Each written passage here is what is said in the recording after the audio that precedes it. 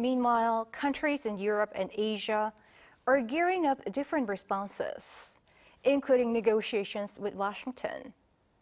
Ahn Sung-jin takes a look at how the world is tackling the trade war triggered by the U.S.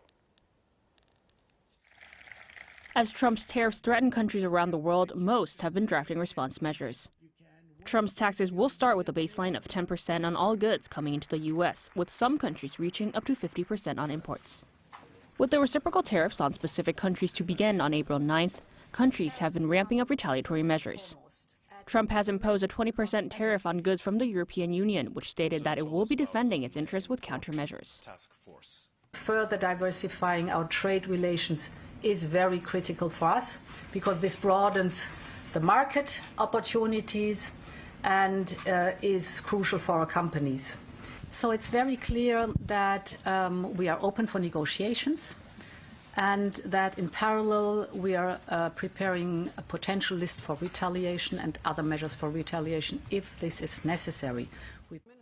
The 27-country bloc will also be working closely with the UK, and though it has levied 25% tariffs on some U.S. imports, it further made clear that it would prefer a negotiated solution by offering a 0-for-0 tariff deal.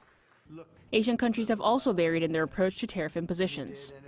U.S. President Donald Trump and Japanese Prime Minister Shigeru Ishiba had a 25-minute phone talk on Monday, with the Japanese leader stating that he will dispatch a team for further trade talks. However, Ishiba did voice his disappointment over the tariffs as he noted that Japan had been the biggest investor in the U.S. for 5 straight years. Meanwhile, Vietnam took a conciliatory approach by suggesting it could lower tariffs on U.S. goods to 0, while Malaysia will be drafting a joint response plan at the ASEAN level.